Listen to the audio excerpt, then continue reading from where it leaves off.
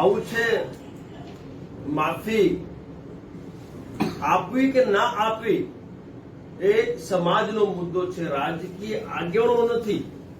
અને જે ગોંડલમાં મીટિંગ થઈ એ મીટિંગમાં રાજકીય આગેવાનો હતા, સામાજિક આગેવાનો ત્યાં નહોતા. અને જે ટિપ્પણી, નિંદનીય ટિપ્પણી જે મહારાજાઓને લઈને અને અમારી છત્રાણીઓને લઈને જે ટિપ્પણી કરવામાં આવી રૂપાલાજી તરફથી એ માફી લાયક છે જ નથી. એટલે અમે આજે જે નિર્ણય લીધું છે, મેં આજે નિર્ણય લીધું છે, ભાજપામાંથી જે મેં રાજીનામું આપ્યું છે એનું જે મુખ્ય કારણ છે એ બે છે. એક જે કારણ છે એ છે કે ભાઈ ભારતીય જનતા પાર્ટીના કેન્દ્રીય મંત્રી અને પાછા રાજકોટના ભાવિ લોકસભાના ઉમેદવાર જો આવી રીતે બિલકુલ હોશો હવાસમાં આવું સ્ટેટમેન્ટ આપતા હોય તો પછી એમના સામે દંડાત્મક કાર્યવાહી ભારતીય જનતા પાર્ટી દ્વારા કરવામાં એક લાખ % હોવી જોઈએ. પરંતુ ક્યાંક ને ક્યાંક રાજકીય આગેવાનો દ્વારા આ જે આખી ઘટના છે એને ખતમ કરવાનું કાર્ય થઈ રહ્યું છે. એ કાલે ગોંડલમાં થયું. માત્ર ભાજપાના રાજકીય આગેવાનો સમક્ષ રૂપાલાજીએ માફી માંગી. એ અમને સ્વીકાર્ય નથી, કારણ કે આક્રોશ ગુજરાતના તમામ ક્ષત્રિયોમાં છે ને હવે આ આક્રોશ તો આખા ભારત વર્ષમાં ફેલાઈ ગયું છે. આ વિડીયો કરણીસેનાના માધ્યમથી, કારણ કે કરણીસેના ભારત રાજ્યમાં સ્થાપિત છે, આખા રાજ્ય ભારત વર્ષમાં ફેલાઈ ગયું છે અને આખા ભારત વર્ષથી આક્રોશ છે કે આવું તો કેવું સ્ટેટમેન્ટ અને આવું કયા ઇતિહાસમાં લખ્યું છે કે મહારાજાઓ નમ્યા અને રોટી અને બેટીનો વ્યવહાર અમે અંગ્રેજો સાથે કર્યું. એટલે આ જે સ્ટેટમેન્ટ છે એ સ્ટેટમેન્ટના સામે અમારે માત્ર ને માત્ર એક જ માંગ છે. અમારે માત્ર એક જ માંગ છે, એક જ માંગ અમારી છે. એ માંગ છે કે જે લોકસભાનું ભાવિ ઉમેદવાર છે એ ઉમેદવારી તુરંત પ્રભાવથી એમની પાછી ખેંચવામાં આવે, દંડાત્મક કાર્યવાહી કરવામાં આવે તો આ ઘટના જે બની છે એવી ઘટનાનું પુનરાવર્તન ભવિષ્યમાં ના થાય. કોઈ પણ રાજકીય નેતા હોય કે કોઈ પણ વ્યક્તિ આવો સ્ટેટમેન્ટ આપતા પહેલા 1 લાખ વાર વિચારે. એટલે અમે મેં સ્વયંભૂ પોતે આ ભારતીય જનતા પાર્ટીમાંથી રાજીનામું આપ્યું છે. હું તો મારા સમાજના જેટલા પણ ક્ષત્રિય રાજકીય આગેવાન જે છે ભાજપામાં જોડાયેલા એમને કહેવા માંગુ છું કે ચમત્કાર બતાવો અને રાજીનામા આપી દો. હું જોઉં છું કે કઈ રીતે આ રૂપાલાને ત્યાંથી ઉમેદવારી પાછી નહીં ખેંચાવતા, પણ આપણે સૌ શરૂઆત કરી અને મેં શરૂઆત કરી છે. હું રાજીનામું આપી ચૂક્યો છું. હવે આ તમામ રાજકીય આગેવાનો જે ભાજપામાં છે એમને પણ રાજીનામા ધરી દેવા જોઈએ. તો જ આ લોકોને ખબર પડે કે ક્ષત્રિયોએ શું બલિદાન આપ્યું છે આ દેશની જનતા માટે. ડે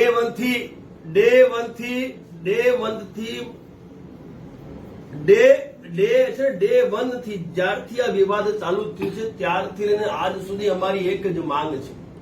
તમામ ક્ષત્રિયોની એક જ માંગ છે, સંઘર્ષ સમિતિની એક જ માંગ છે. એ માંગ છે કે જે રાજકોટની જે લોકસભાના જે ભાવિ ઉમેદવાર છે એ ઉમેદવારી એમની પાછી ખેંચે ભારતીય જનતા પાર્ટી. એનાથી ઓછું અમને કઈ જોઈતું નથી. અને હું આપને પાછું કહેવા માંગુ છું આપણા ટીવીના માધ્યમથી કે જો આ ન્યાય નહીં મળે તો વોટની ભાષામાં જવાબ આપવા માટે મારા રાજકોટના ક્ષત્રિયો જે સામાન્યમાં છે, જે ઓબીસી નું લાભ લેનારા અમારા ક્ષત્રિયો છે એ તમામ મક્કમ છે અને રાજકોટમાં લાખોની સંખ્યામાં અમારા મત છે, અમારા વોટ છે. એટલે વોટની ભાષામાં અમે જવાબ આપીશું. અને જો આવશ્યકતા પડી, અને હું તો એક જ વાત કહેવા માંગુ છું કે જો અપમાનનો જો બદલો લેવો હોય તો આ રાષ્ટ્રીય રાજનૈતિક પાર્ટીઓ માત્ર ને માત્ર વોટની ભાષા સમજે છે. એટલે વોટની ભાષામાં આપણે જવાબ આપવાનું છે. અને સાથે જે મેં શરૂઆત કરી છે રાજકીય જે આગેવાનો છે અમારા, એમને મેં જેમ શરૂઆત કરી છે ભાજપામાંથી ઇસ્તીફો આપીને મેં શરૂઆત કરી છે. એટલે હું તમામને કહેવા માંગુ છું કે આ આપણા સ્વાભિમાનનો સવાલ છે, આ માન સન્માનનો સવાલ છે. અને માફી ના આપવાની હોય, આપણે આપણા રાજીનામા ધરી દેવાના હોય તો ચમત્કાર થાય અને ભવિષ્યમાં આવી ઘટનાનું પુનરાવર્તન ના થાય. જયરાજસિંહ જાડેજાજી અમારા સમાજના પ્રતિષ્ઠિત અમારા ધરોહર છે, પરંતુ જે એમનું કાલનું જે સ્ટેટમેન્ટ છે એ સ્ટેટમેન્ટ લઈને મારે એમને જવાબ ના આપવો જોઈએ, કારણ કે અમારા लिए સન્માનની છે. પરંતુ કાલે જે મીટિંગ થઈ ને જે ગોંડલમાં જે આખું જે આયોજન થયું એ ટોટલી જે આયોજન રાજકીય આગેવાનો દ્વારા કરવામાં આવ્યું. એ પણ માત્ર ભાજપાના જ રાજકીય આગેવાનો ઉપસ્થિતિ આપી અને કાલનું આયોજન એમણે પૂરું પાડ્યું છે. અને આ આયોજનમાં તમે જોયું કે એમને માફ કરી દીધા, પરંતુ સામાજિક આગેવાનો જે સમાજનો આક્રોશ હતો, જે માતાઓ બહેનો ત્યાં વિરોધ કરવા પહોંચી હતી એમને ડિટેન કર્યા હતા. તો આજે પણ આક્રોશ તો વ્યાપ્ત જ છે. કારણ કે સમાજે આજે પણ રૂપાલાને માફ કર્યું નથી અને અમારી માંગ જે છે એ માંગ અમારે જ્યાં સુધી નહીં સ્વીકારે ત્યાર સુધી અમે પાછા વળીને નહીં જોઈએ. અને મેં કીધું આપને કે ક્ષત્રિયોની સંખ્યા બહુ મોટી છે ગુજરાતમાં અને માત્ર સામાન્યમાં નથી થતી, ક્ષત્રિયો ઓબીસીમાં પણ ઘણા બધા છે. અમારા ગરાસદાર, કાઠી, ગાડિયા, નાડોદા, હાથી, મૈયા, જગીરદાર ઠાકોર સમાજ તમામ ક્ષત્રિયો આજે આક્રોશિત છે અને તમામ ક્ષત્રિયો આ લોકસભામાં બોર્ડની ભાષામાં જવાબ આપી અને ચમત્કાર દેખાડશે. ભવિષ્યમાં આવી ઘટના પુનરાવર્તન રોકશે. હવે આ સવાલનો જવાબ તમારે જયરાજસિંહની જોડે પૂછવો જોઈએ, મારા જોડે નહીં, કારણ કે એમણે નિર્ણય લીધું છે. હું તો આટલું જ કહીશ કે ભાઈ આ નિર્ણય સ્વીકાર્ય નથી. માફી અમારે નથી જોઈતી, અમારે માફી નથી જોઈતી, અમારે કોઈની માફી નથી જોઈતી. આ એમણે ભાઈ સિમ્પલ છે, રાજકીય આગેવાન તરીકે એમને આ નિવેદન આપ્યું છે. રાજકીય છે, ભાજપાથી જોડાયેલા છે અને તમામ રાજકીય જે આગેવાનો એમની ઉપસ્થિતિમાં આ બધું થયું છે. બીજી કોઈ પાર્ટીના આગેવાન હતા ત્યાં? કોઈ નહોતા. કોઈ સામાજિક મોટા આગેવાન હતા? નહોતા. તો ભાઈ આક્રોશ સમાજનું છે, સામાજિક સંગઠન મેદાને ઉતર્યા છે. તો રાજકીય આગેવાનો શું નિર્ણય લે? ભાઈ એનું નિર્ણય લે છે સામાજિક સંગઠનોના આગેવાનો. અને એ નિર્ણય અમે લીધું છે કે અમારી જે માંગ છે એ માંગ છે કે જે રાજકોટની લોકસભાની જે ઉમેદવારી છે એ તુરંત પાછી ખેંચવામાં આવે. બાકી જીતવા તો નહીં જ દઈએ, જીતવા તો રૂપાલાને અમે નહીં જ દઈએ. રાજકોટથી લાખો વોટ છે. આ ક્ષત્રિયો છે ને, આ ક્ષત્રિયો બદલો લેખ છે અને આ અપમાન ઘોર અપમાન છે. એ અપમાનનો જવાબ દેવા માટે અમે ઉતર્યા છીએ મેદાને. બિલકુલ આખા ભારત